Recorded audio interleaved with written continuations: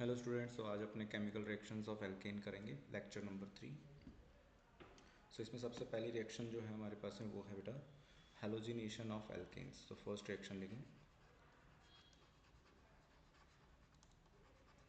Halogenation of alkanes. तो ये सबसे इम्पॉर्टेंट रिएक्शन है एल्केन की। इसमें हमारे पास में जो हेलोजिनेशन है वो होमोलिसिस फिनोमेना से होता है, यानी कि आपको यहाँ पे सनलाइट लेनी पड़ती है या फिर एच न्यू या फिर हीटिंग, आपको हीटिंग भी करनी हो सकती है विथ हैलोजन।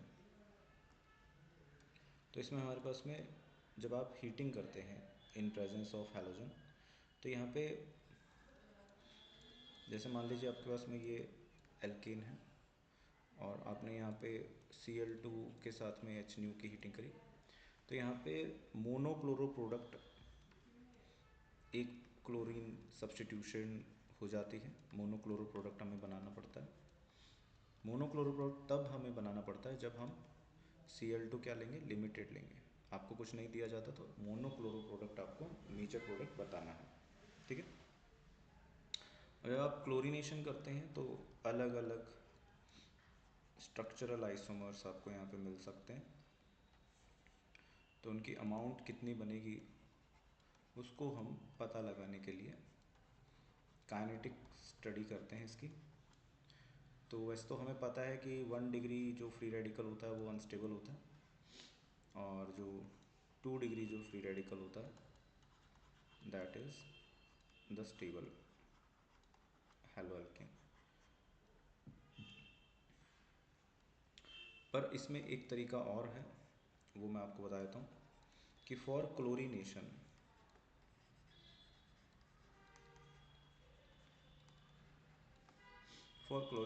डिफरेंट हाइड्रोजन्स की रिलेटिव रेट है बेटा सब्सटीट्यूट होने की। ये क्लोरीनेशन के लिए एप्लीकेबल है, तो ये रिलेटिवली 1:3.8:5 आती है। यानी कि अगर आप एक 1 डिग्री हाइड्रोजन को सब्सटीट्यूट करोगे, उसके रेस्पेक्ट में 2 डिग्री हाइड्रोजन की सब्सटीट्यूशन की रेट 3.8 टाइम्स ज़्यादा है, और 5 डिग्री की 5 टाइम्स ज़्यादा, 3 डिग्री की 5 टाइम्स ज़्यादा है। अब जैसे मुझे इसका परसेंटेज निकालना है कितना होगा, तो ये जो प्रोडक्ट आपने बनाया है सेकंड वाला, ये हाइड्रोजन रिप्लेस करके बनाया। अब यहाँ पे ये जो 2 डिग्री हाइड्रोजन है ये रिप्लेसमेंट से बना है, तो 2 डिग्री हाइड्रोजन अवेलेबल कितनी है वो भी मैटर कर जाता है। तो 2 डिग्री हाइड्रोजन 2 अवेलेबल है और एक को रिप्लेस करने की रेट 3.8 है, तो ओवरऑल इसकी जो रेट है वो 7.6 टाइम्स है। जबकि 1 डिग्री यहाँ पे सब्सटीट्यूट करो चाहे यहाँ पे सब्सटीट्यूट करो, प्रोडक्ट तो आपको सेम ही मिल रहा है। इसलिए 1 डिग्री की जो सब्सटीट्यूशन की जो रेट है वो 6 टाइम्स इंटू 1 लिया जाएगा, यानी कि रिलेटिवली ये 6 टाइम्स मिलेगा। तो ज़्यादा जो मिलेगा वो आपका मेजर प्रोडक्ट होता है, तो आपका ये वाला प्रोडक्ट मेजर कहलाएगा और ये वाला प्रोडक्ट आपका माइनर कहलाएगा, ठीक है। तो इस तरीके से हमारे पास में हमें ये क्लियरली समझ में आ रहा है कि 3 डिग्री 2 डिग्री से ज़्यादा फास्टर रेट होती है, 1 डिग्री हाइड्रोजन की रिप्लेसमेंट की रेट और धीरे होती है, ठीक है। तो ये हमारे पास में रेट ऑफ सब्सटीट्यूशन रहता है। मैक्सिमम एनर्जी जो ब्रेकिंग में रिक्वायर्ड होती है वो 1 डिग्री हाइड्रोजन में, कार्बन हाइड्रोजन बॉन्ड सबसे स्ट्रॉन्गेस्ट होता है, उसमें मैक्सिमम एनर्जी रिक्वायर्ड होती है। तो maximum energy is required for 1 degree carbon hydrogen bond. अगला एग्जांपल देखते हैं बेटा अपने। सपोज हमारे पास में मोनोक्लोरिनेशन कराना है हमें, और ये हमारे पास में एल्केन है। अब इस एल्केन में आपके पास में दो डिफरेंट टाइप के हाइड्रोजन आइटम है। एक तो 3 डिग्री जो मैंने मार्क किया है, बाकी सब है 1 डिग्री। तो यहाँ पे आपके पास में दो पॉसिबिलिटीज़ आ जाती है। एक पॉसिबिलिटी है कि आप X या Cl यहाँ पे सब्स्टिट्यूट करेंगे, और एक और पॉसिबिलिटी है कि आप किसी 1 डिग्री साइड पे Cl को सब्स्टिट्यूट करेंगे। अगर आपने 1 डिग्री साइड पे Cl को सब्स्टिट्यूट किया तो यहाँ पे अवेलेबल 1 डिग्री हाइड्रोजन थी 9 और रिलेटिव रेट थी 1। और अगर आपने 3 डिग्री पे सब्स्टिट्यूट किया तो यहाँ पे हाइड्रोजन अवेलेबल थी 1 और इसकी रिलेटिव रेट थी 5। तो आपका जो 3 डिग्री सब्स्टिट्यूशन है वो ज़्यादा नहीं हो रहा है और 1 डिग्री सब्स्टिट्यूशन ज़्यादा हो रहा है, तो इसलिए मेजर प्रोडक्ट 1 डिग्री वाला कंपाउंड ही होगा। तो इस तरह से हम डिसाइड करते हैं कि क्लोरीनेशन जो होता है वो रिएक्टिव ज़्यादा होता है बट वो सेलेक्टिव इतना नहीं होता है, ठीक है ना। सो क्लोरीनेशन जो होता है is reactive and less selective, मतलब कि आपको 3 डिग्री ज़रूरी नहीं है ना कि मेजर मिले, क्योंकि अवेलेबिलिटी ऑफ हाइड्रोजन भी डिसाइड कर रहा है, ठीक है। अब इसमें मैकेनिज़्म क्या होती है वो मैं आपको बता देता हूँ। फ्री रेडिकल मैकेनिज़्म होती है इसमें सनलाइट की प्रेजेंस में। तो इसकी जो मैकेनिज़्म है, सबसे पहला जो स्टेप है वो है बेटा chain initiation step. Chain initiate करनी है, इनिशिएशन होना है वहाँ पे। चेन इनिशिएशन के लिए आपको इनिशिएटर चाहिए और वो इनिशिएटर होता है सनलाइट फोटॉन्स, ठीक है। तो आपने यहाँ पे 2 Cl फ्री रेडिकल बना दी। फिर इसके बाद में आपने चेन प्रोपगेशन स्टेप होते हैं, चेन प्रोसीड करती है। चेन प्रोपगेशन कैसे चेन प्रोसीड करती है, Cl डॉट जो है वो सपोज करें CH4 एल्केन लिया था हमने, उससे रिएक्ट कर रहा है, तो CH4 रिएक्ट करके ये बनाएगा बेटा CH3 डॉट और यहाँ पे HCl, मतलब Cl डॉट ने यहाँ से H ले लिया। सेकेंड स्टेप जो है, ये जो CH3 डॉट जो फ्री रेडिकल मिलता है ये फिर से Cl2 से रिएक्शन करता है और ये फिर से इससे क्या करता है Cl निकले लेता है, तो ये बेसिकली CH3Cl मिला और Cl डॉट फिर से आपको यहाँ पे रिमूव होता हुआ दिखा। तो ये जो स्टेप्स हैं आपके पास में, जो पहला स्टेप होता है बेटा ये एंडोथर्मिक होता है बट बहुत ही कम एंडोथर्मिक है, और सेकंड स्टेप जो होता है वो एक्सोथर्मिक होता है, ठीक है। So effectively radical Cl dot फिर से मिल गया आपको, effectively Cl dot forms, therefore chain propagates, मतलब यही रिएक्शन बार बार कंटिन्यूस होती रहती, ठीक है। मतलब ये Cl डॉट जो बना है ये वापस से क्या करेगा, फर्स्ट स्टेप में जाएगा, चेन प्रोपगेशन वाले स्टेप में फर्स्ट स्टेप में जाएगा और ये इस तरह से प्रोपगेट करेगा। अब इसमें लास्ट स्टेप जो होता है वो होता है चेन का टर्मिनेट होना।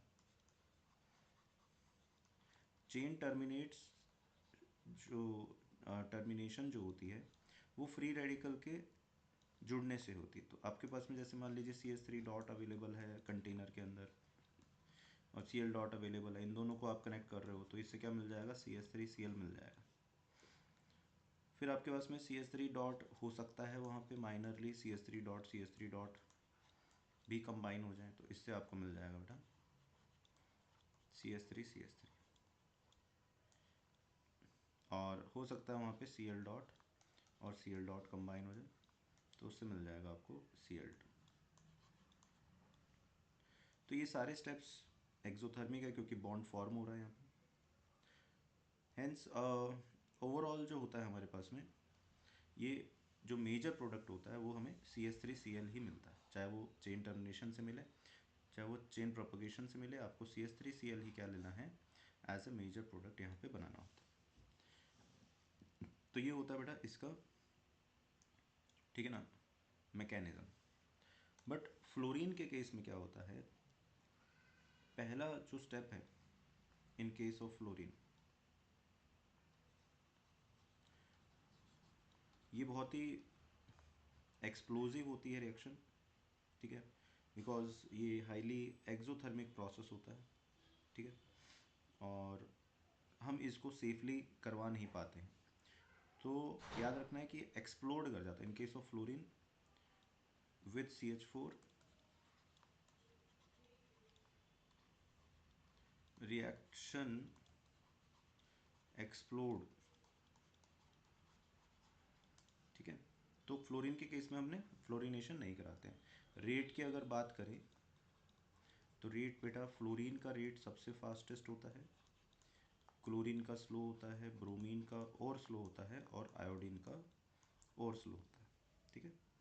Iodine is least reactive in this, halogens में, एल्केन्स के साथ में हैलोजेंस में आयोडीन इज लीस्ट रिएक्टिव, ये सबसे लीस्ट रिएक्टिव होती है, ठीक है। एंड ये जो होती है it undergoes iodination at equilibrium, ये रिवर्सिबल प्रोसेस होता है, रिवर्सिबल प्रोसेस होता है। रिवर्सिबल मतलब कि अगर मान लीजिए आपने यहाँ पे रिएक्शन करवाया CH4 का I2 के साथ, तो इसका एरो इस टाइप से आपको दिखाना है ताकि ये समझ में आ पाए कि ये रिवर्सिबल है। अब इसमें क्या करते हैं, हम इसको रिवर्सिबल से इरिवर्सिबल बनाने के लिए हम यहाँ पे HgO का यूज़ करते हैं, वी यूज़ HgO, ठीक है, ताकि HI जो है वो कम्प्लीटली इसमें से ऑक्सीडाइज हो जाए। सपोज HgO या फिर HNO3 आपने यूज़ किया इसमें, या HNO3 या फिर HgO या फिर HiO3 यूज़ किया, तो HiO3 ये सब ऑक्सीडेंट होते हैं बेटा। HiO3 जो होता है HI को ऑक्सीडाइज करता है और इसको I2 में कन्वर्ट कर देता है और खुद H2O बन जाता है।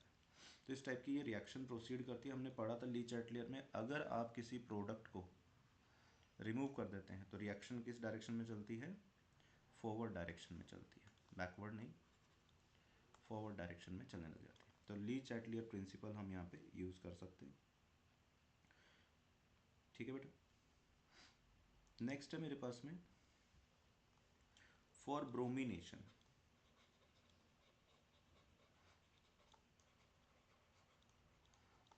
ब्रोमिनेशन के लिए जो रिलेटिव रेट डिसाइडेड है हाइड्रोजन की, रेट ऑफ 1 डिग्री हाइड्रोजन जो सब्सटीट्यूशन की रेट है with respect to 2 degree hydrogen with respect to 3 degree hydrogen, मतलब अगर मैं 3 डिग्री हाइड्रोजन की rate with respect to 1 degree hydrogen मैं मेजर करता हूँ तो ये 1:80:1600 रहता है, यानी कि बहुत ज़्यादा है 3 डिग्री हाइड्रोजन की सब्सटीट्यूशन।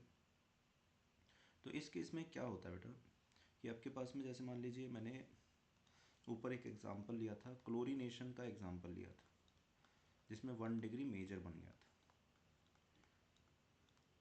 जैसे मान लीजिए यहाँ पे हाइड्रोजन है और आपने यहाँ पे ब्रोमिनेशन कराया, Br2 की प्रेजेंस में इसका रिएक्शन कराया HNO के साथ, तो ये क्या करेगा, ये यहाँ पे ही सब्सटीट्यूशन ज़्यादा करेगा बेटा, क्योंकि अगर एक भी हाइड्रोजन अवेलेबल है उसके पास में 3 डिग्री टाइप की, ठीक है ना, तो यहाँ पे एक हाइड्रोजन जो रिप्लेस हो रही है वो 1 हाइड्रोजन है, 1 × 1600 से मल्टीप्लाई होगा, बिकॉज ये 3 डिग्री हाइड्रोजन रिप्लेस कर रहे हो। तो ये बहुत ज़्यादा फास्टेस्ट होती है और इसमें मेजर प्रोडक्ट जो होता है वो 3 डिग्री का ही मिलता है। तो इसका मतलब ये है कि ब्रोमिनेशन जो होता है, ब्रोमिनेशन जो होता है, bromination is selective in nature, means ये 3 डिग्री पे ही मेजर प्रोडक्ट देगा अगर 3 डिग्री अवेलेबल है तो, ओके। 1 डिग्री मेजर नहीं देता है। 1 डिग्री मेजर क्यों नहीं देगा, 1 डिग्री की रेट तो 1 है, 1 × 9 भी अगर आप करोगे तो यहाँ पे जब सब्सटीट्यूशन करोगे तो 1 × 9 करोगे, 1 × 9 9 ही होता है, जबकि 1 × 1600 1600 होता है, तो बहुत ज़्यादा बड़ी वैल्यू हो जाती है। तो इसलिए काफ़ी ज़्यादा सेलेक्टिव होता है, यानी कि 3 डिग्री हाइड्रोजन पे ही आपको सब्सटीट्यूशन मेजर मिलेगा, 2 degree hydrogen then 1 degree hydrogen, ये रेट रहता है, और 3 डिग्री हाइड्रोजन का रेट काफ़ी ज़्यादा लार्ज है, और 2 डिग्री हाइड्रोजन पे भी सब्स्टिट्यूशन 1 डिग्री के रेस्पेक्ट में काफ़ी ज़्यादा लार्ज होता है। ठीक है, तो ये आपको ध्यान रखना है कि यहाँ पे आपके पास में 100% ये ही आपको मेजर प्रोडक्ट मिलता है। ठीक है, बट अगर क्लोरीनेशन कर रहे होते तो क्लोरीनेशन के केस में हमने पहले पढ़ा था, अभी अभी मैंने पढ़ाया था आपको, क्लोरीनेशन के केस में 1 डिग्री पे ये मेजर हो जाता है, क्योंकि यहाँ पे अवेलेबल हाइड्रोजन 9 × 1 हो जाता है, तो ये मेजर हो जाएगा आपका। और ये जो सब्स्टिट्यूशन है इसकी रेट होती 1 × 5। तो आप देख पा रहे हैं कि 1 × 5 कम है, 9 × 1 ज़्यादा है, तो इसलिए मेजर ये वाला सब्स्टिट्यूशन। तो दोनों में फ़र्क आपको समझना पड़ेगा। ठीक है, तो ये होता है हमारे पास में क्लोरीनेशन। नेक्स्ट हमारे पास में एक और सिंपल सा प्रोसेस है, सिमिलर रिएक्शन है। सिमिलरली वी कैन यूज़, अगर मेरे को CH4 का क्लोरीनेशन करना है बेटा, तो we can also use SO2Cl2 in the presence of RCO2O। Peroxy compound की प्रेजेंस में अपने SO2Cl2 लेते हैं, इससे भी आपका सब्स्टिट्यूशन हो जाता है, इससे भी क्लोरीनेशन हो जाता है। ठीक है, इसके मैकेनिज्म पे ज़्यादा डिटेलिंग में नहीं जाना है, बस आपको ये ध्यान रखना है कि जब भी परऑक्सी कंपाउंड की प्रेजेंस में SO2Cl2 आएगा, ये क्लोरीनेशन का रिएजेंट होता है। ओके, तो ये होती है सबसे इंपॉर्टेंट रिएक्शन इसकी। फिर आती है हमारे पास में सल्फोनेशन, नेक्स्ट रिएक्शन है हेलोजिनेशन के बाद में सल्फोनेशन।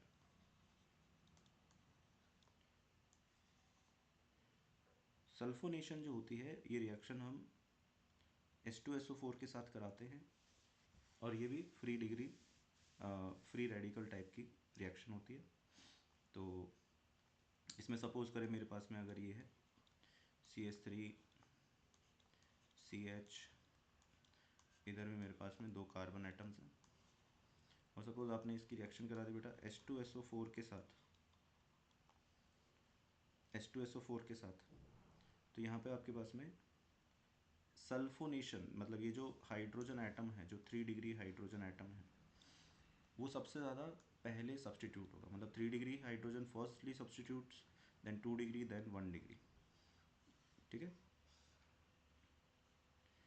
तो आपके पास में क्या मिलेगा, प्रोडक्ट क्या मिलेगा, प्रोडक्ट मिलेगा आपको CH3, यहाँ पे आ जाएगा आपके पास में SO3H। तो 3 डिग्री हाइड्रोजन को रिप्लेस जल्दी से करना है, यहाँ पे भी CH3 कर देते हैं।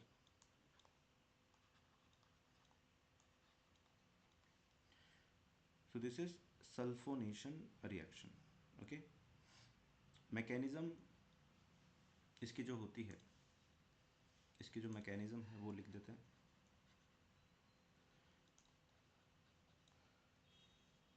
सबसे पहले क्या होता है आपके पास में, जो H2SO4 होता है,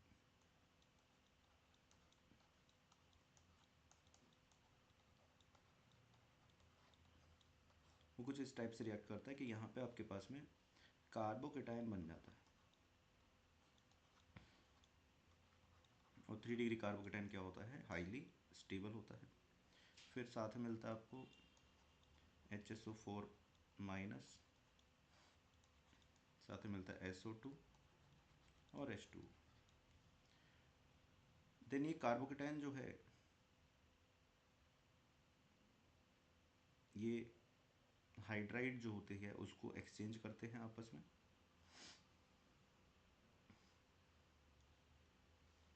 इस कार्बोकेटाइन पे आपके पास में HSO4 माइनस जो होता है वो क्या करता है, अटैक करता है। ये जो HSO4 माइनस ये क्या करता है, इस पर अटैक करता है।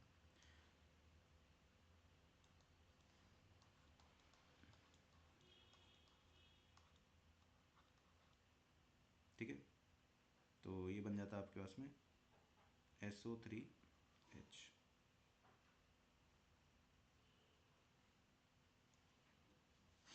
तो कुछ इस टाइप की इसमें मैकेनिज्म होती है। नेक्स्ट जो मेथड है वो है बेटा नाइट्रेशन।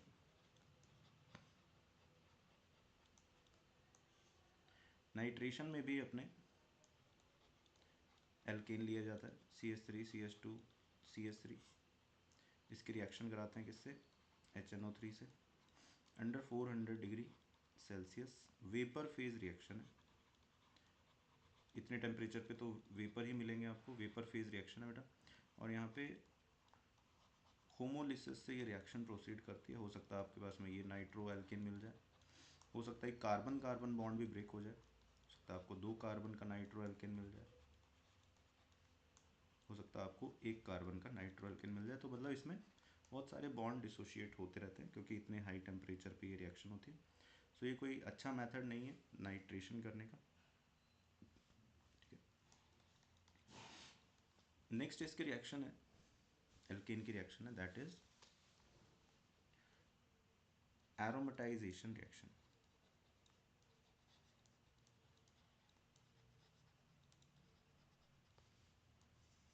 तो एरोमेटाइज करना मतलब बेंजीन रिंग क्रिएट करना। तो अगर आपके पास में 6 कार्बन चेन है, 6 कार्बन एटम्स की एक चेन है आपके पास में,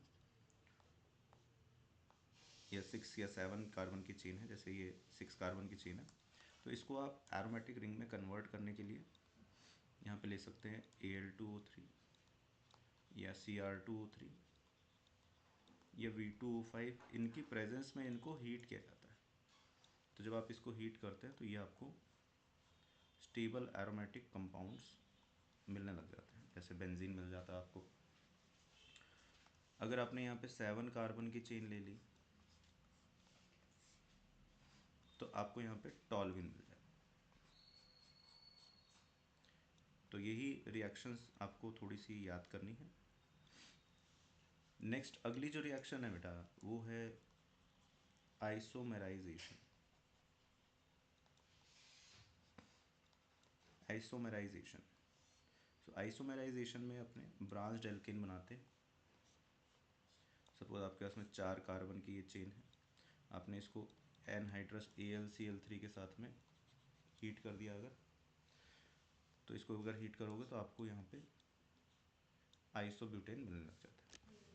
ठीक है, तो बेटा इस रिएक्शन के मैकेनिज्म कुछ इस टाइप से होते हैं कि आप यहाँ पे AlCl3 को ट्रेस अमाउंट ऑफ वाटर के साथ में यूज़ करते हैं। तो वाटर के साथ में ये बनता है एल्यूमिनियम हाइड्रोक्साइड, और साथ में आपको मिलता है HCl। फिर यहाँ पे साथ में आपके पास में एल्कीन भी लिया जाता है। ये एल्कीन क्या करता है, H+ गेन करता है, और इससे बनता है हमारे पास में RCH पॉजिटिव CH3। तो ये आपको हेल्प करता है आइसोमराइजेशन में। कैसे, देखो ये आपके पास में एन ब्यूटेन था, ये क्या करता है कार्बोकेटाइन को H+ देता है और खुद कार्बोकेटाइन बना लेगा, मतलब जो ब्यूटेन था उस पर कार्बोकेटाइन बन जाएगा बेटा। फिर यहाँ से आपके पास में जो मिथाइल है वो शिफ्ट हो जाता है। मिथाइल शिफ्ट के बाद में आपको यहाँ पे हाइड्राइड शिफ्ट भी कराना पड़ता है to make carbocation more stable. तो इस टाइप का ये मैकेनिज़्म है। आपको इसमें मैकेनिज़्म में ज़्यादा इम्पॉर्टेंट, मतलब मैकेनिज़्म इतनी इम्पॉर्टेंट है नहीं, इसकी पूछी नहीं जाती है, कार्बोकेटाइन मैकेनिज़्म बेसिकली। ठीक है, तो इस तरह से ये मिलता है, फिर ये दोबारा से एन ब्यूटेन जो होता है उससे H लेता है,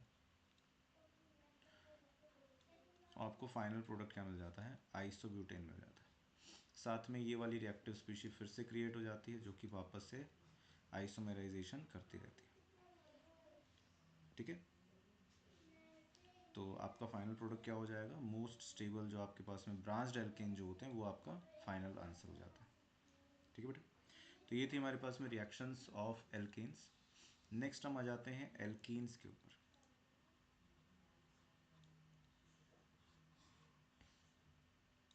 तो एल्कीन्स के अंदर हमारे पास में जो जनरल फॉर्मूला होता है, जो जनरल फॉर्मूला होता है वो होता है बेटा CnH2n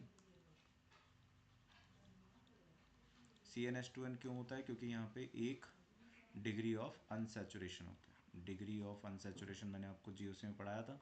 डिग्री ऑफ अनसैचुरेशन यहाँ पे क्या होता है? 1 होता है। अब इसके मेथड ऑफ प्रिपरेशन पे आ जाते हैं हम।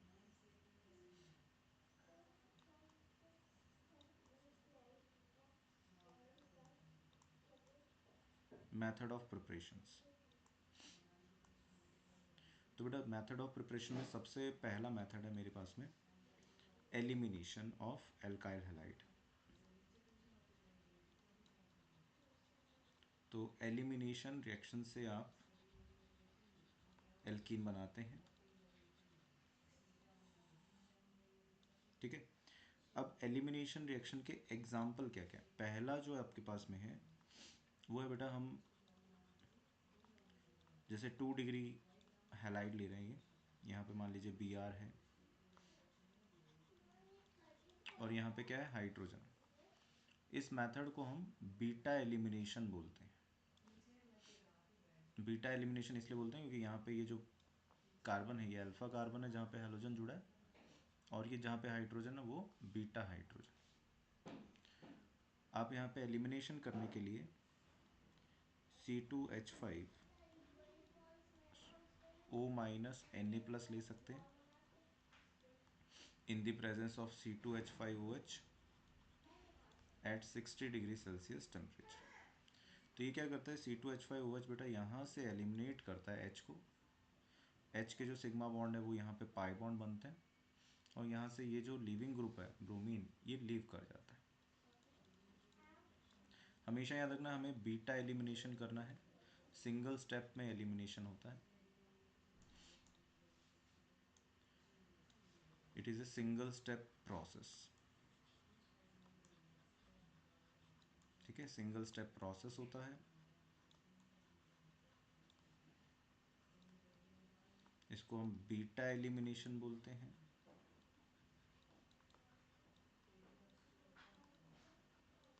और ये जो मैकेनिज्म है ये E2 मैकेनिज्म होती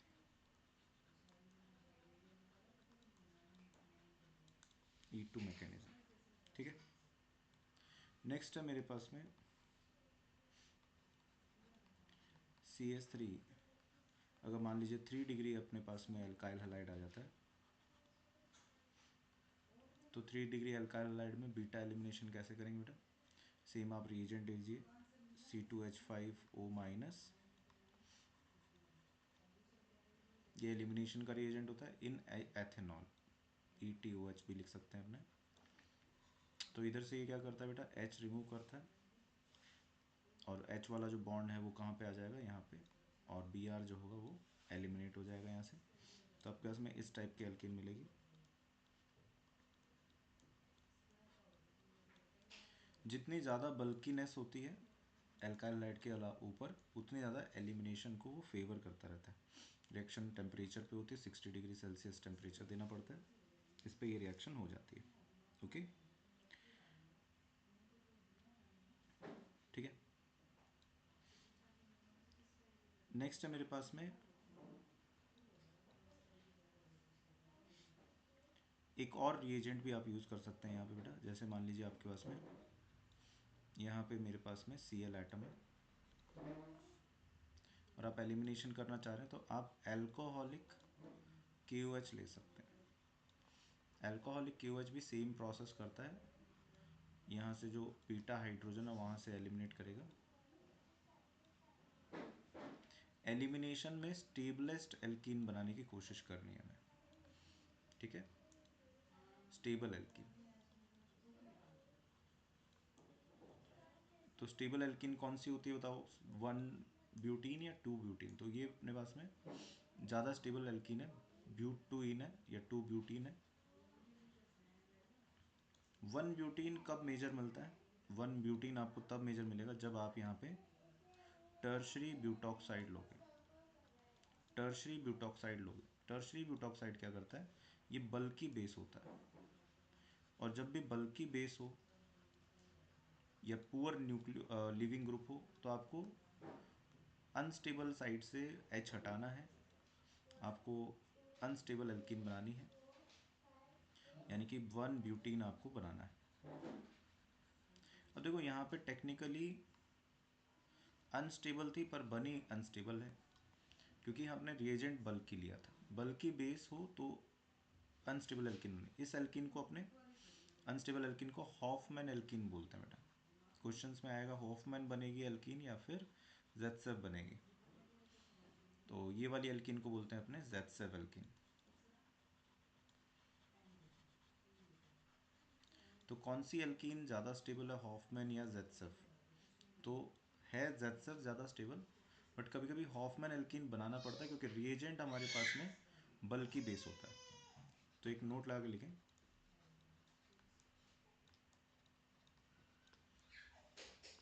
इन case of bulky base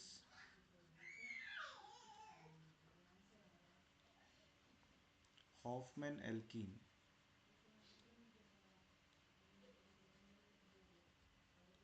is major product.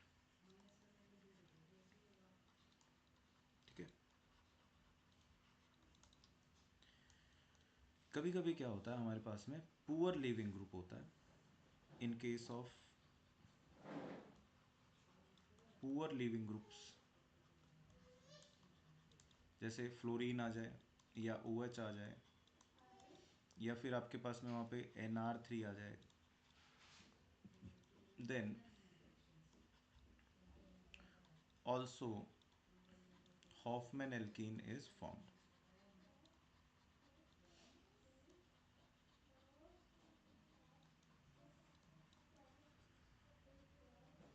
ठीक है, due to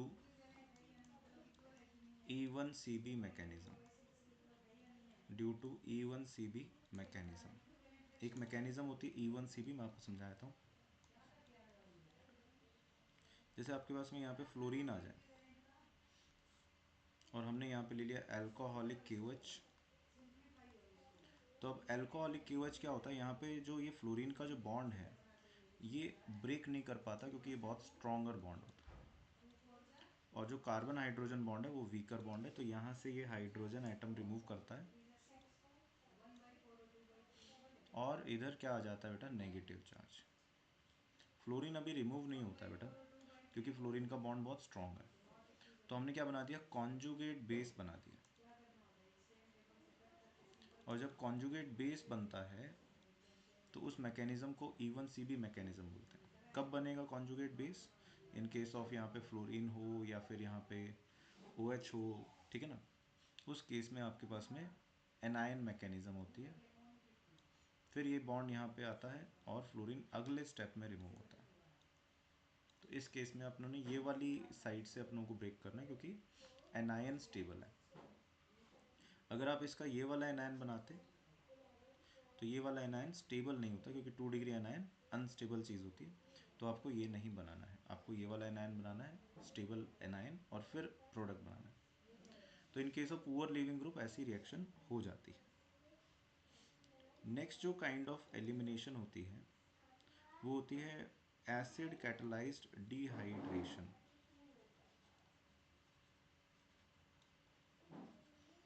acid catalysed dehydration reaction.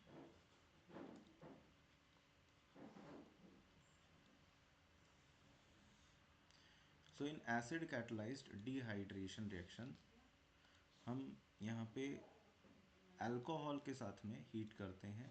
Alcohol लेते हैं हम और उसको हीट करते हैं H2SO4 के साथ at higher temperatures like 180 degree Celsius. ठीक है। तो उसमें हमारे पास में क्या होता है, ये जो आपके पास में जो OH है ये हटता है और यहाँ से क्या हट जाएगा, H। तो अगर 1 डिग्री अल्कोहल होता है तो अपने डायरेक्ट OH और H बीटा एलिमिनेशन करके यहाँ पे क्या बना देंगे, एल्कीन बना देंगे। बट अगर आपके पास में 2 डिग्री अल्कोहल होता है, 2 डिग्री अल्कोहल, तो इसमें H2SO4 लिया 85% और उसमें 170 डिग्री सेल्सियस पे आपने हीटिंग किया। तो सबसे पहले OH क्या करता है बेटा, H प्लस लेता है, गेन करता है H प्लस को। यहाँ पे आपके पास में बनता है OH2 पॉजिटिव। और फिर उसके बाद में ये यहाँ से H2O गुड लिविंग ग्रुप निकल जाता है, तो इधर बन जाता है कार्बोकेटाइन और फिर एलिमिनेशन होता है। इस मैकेनिज्म को अपने E1 मैकेनिज्म बोलते हैं। ऊपर वाली मैकेनिज्म को E2, यानी कि एक ही स्टेप में जब एलिमिनेशन होता है तो E2, और अगर कार्बोकेटाइन बनता है तो उस मैकेनिज्म को हम बोलते हैं E1। और फिर यहाँ से अपने हाइड्रोजन हटा देते हैं टू मेक स्टेबल एल्कीन। याद रखें, in dehydration of 2 degree and 3 degree alcohol, carbocation is formed. Carbocation form होता है। दूसरी चीज, carbocation rearrangement can also take place.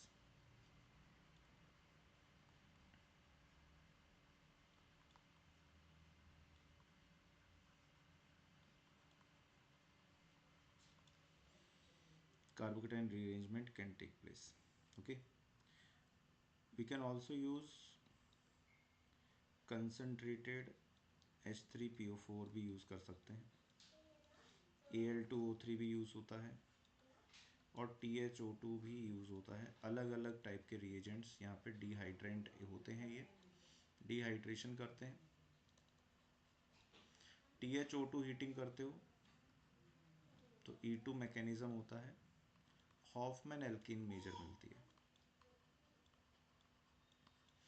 Al2O3 लेते हो तो E2 मैकेनिज्म होती है, ZCF एल्कीन मेजर मिलती है।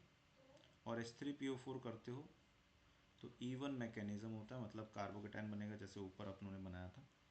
2 डिग्री 3 डिग्री के केस में ये वाली H3PO4 कार्बोकेटाइन बना के फिर डिहाइड्रेशन होता है। ठीक है, फॉर एग्जांपल मैं एक एग्जांपल ले लेता हूँ यहाँ पे। जैसे मान लीजिए आपको यहाँ पे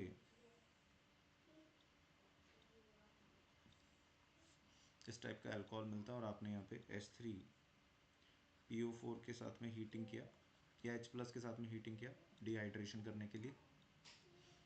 सबसे पहले आपको क्या करना है, कार्बोकेटाइन बनाना है।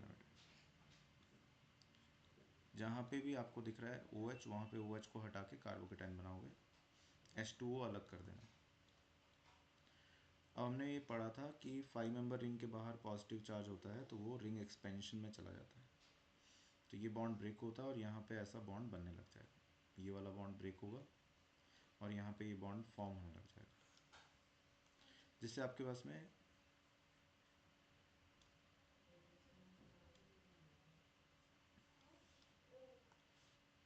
ये बॉन्ड ब्रेक होगा, इधर आएगा कार्बोकेटाइन और ये इधर चला जाएगा।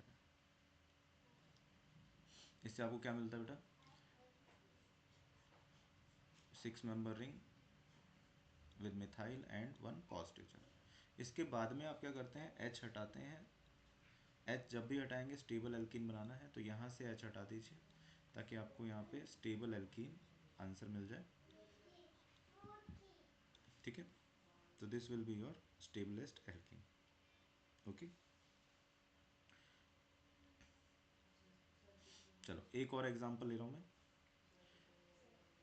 सपोज आपके पास में यहाँ पे CH3 CH CH3 CHOH CH3। अगर आपने यहाँ पे ले लिया बेटा Al2O3, अगर आपने ले लिया यहाँ पे Al2O3 या आपने ले लिया कंसनट्रेटेड H3PO4, तो Al2O3 तो डायरेक्ट एलिमिनेशन करेगा, मैंने आपको बताया था बीटा एलिमिनेशन करेगा, सेट एल्कीन बनाएगा। तो यहाँ से OH और H हटेगा तो आपकी जो एल्कीन बनेगी वो ये बन जाएगी बेटा। बट अगर आपने यहाँ पे ले लिया THO2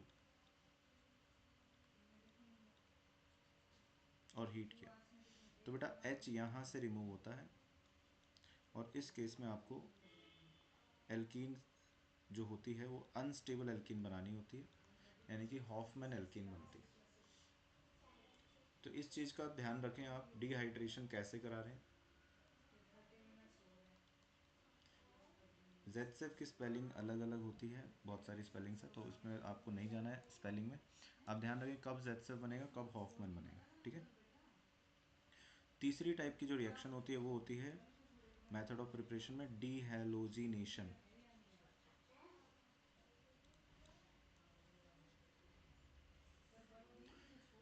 डीहैलोजिनेशन, तो डीहैलोजिनेशन में हम क्या करते हैं, बीटा एलिमिनेशन ही करते हैं। आपके पास में ऐसे दो कार्बन एटम्स होते हैं, यहाँ पे एक हैलोजन होता है, यहाँ पे एक हैलोजन होता है,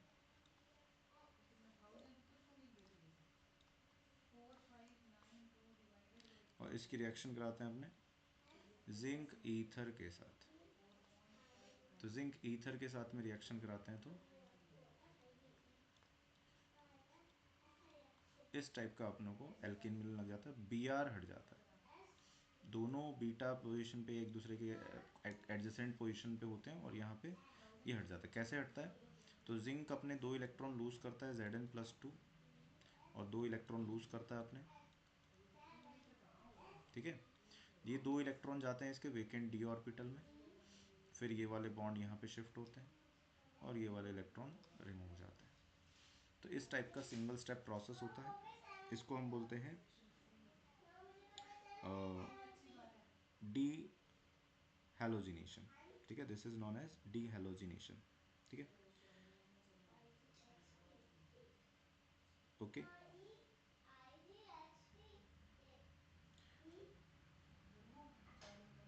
चलो, अब नेक्स्ट हमारे पास में है यहाँ पे, अगर आपके पास में ऐसा आ जाता है कि एक ही कार्बन पे 2 हैलोजन एटम जुड़े होते हैं, जैसे बी आर जुड़े होते हैं दो, तो अगर आप जिंक लेते हैं इसमें, तो जिंक क्या करता है, सबसे पहले अपने इलेक्ट्रॉन लूज करेगा बेटा, Zn+2 2 इलेक्ट्रॉन देगा, ये इलेक्ट्रॉन यहाँ पे जाएंगे, ये यहाँ पे आएगा, और यहाँ से बी आर हट जाएगा। तो इधर बनता है बेटा आपके पास में कार्बीन, इधर बनता है हमारे पास में कार्बीन। और कार्बीन जो होता है, कार्बीन जो होता है वो क्या करता है, एक रीअरेंजमेंट करता है, एक काइंड ऑफ रीअरेंजमेंट कर सकता है। कैसे रीअरेंजमेंट करता है, ये अपने इलेक्ट्रॉन यहाँ देता है, और यहाँ पे जो प्रेजेंट हाइड्रोजन होती है वो चली जाती है यहाँ पे, तो आपके पास में बन जाता है CH2 डबल बॉन्ड CH2। तो इस टाइप का एलिमिनेशन भी पॉसिबल होता है, ओके। देन अगर आपके पास में यहाँ पे ट्रिपल बॉन्ड है, अगर मान लीजिए आपके पास में ट्रिपल बॉन्ड है, तो ट्रिपल बॉन्ड पे आप हाइड्रोजनेशन करके भी H2 के साथ में अपने Ni2 भी लेते हैं, P2 कैटलिस्ट बोलते हैं इसको, P2 कैटलिस्ट। तो P2 कैटलिस्ट क्या करता है, सिन एडिशन करता है बेटा, और इधर आपके पास में हाइड्रोजनेशन होके सिन साइड में हाइड्रोजन हाइड्रोजन अटैच्ड हो जाता है, ठीक है। निकल बोराइड कैटलिस्ट भी बोलते हैं, सिन एडिशन हो जाता है इन प्रेजेंस ऑफ निकल बोराइड कैटलिस्ट और P2 कैटलिस्ट। इसी तरह का एक और अपने एडिशन होता है जिसको अपने बोलते हैं H2 hydrogenation in the presence of Lindlar catalyst. तो H2 के साथ में PdCaCO3 और स्मॉल अमाउंट ऑफ क्विनोलिन,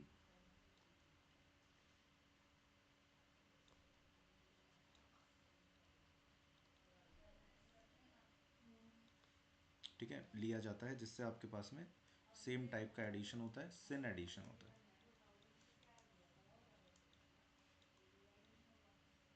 तो ये स्टीरियो सेलेक्टिव रिएक्शंस होती है, जिससे आपको एक ही पर्टिकुलर सिस टाइप का ही एल्कीन मिल रहा है, अदर प्रोडक्ट ट्रांस यहाँ पे नहीं मिल रहा है, ठीक है। तो हमेशा याद रखना है। और एक और मेथड भी होता है इसके अंदर, अगर आपको ट्रांस एल्कीन बनाना है, तो ट्रांस एल्कीन बनाने का मेथड होता है बेटा, आप यहाँ पे ले लेते हैं सोडियम या फिर लिथियम ले लेते हैं in the presence of liquid ammonia, तो इधर आपके पास में ट्रांस एल्कीन बनने लग जाता है।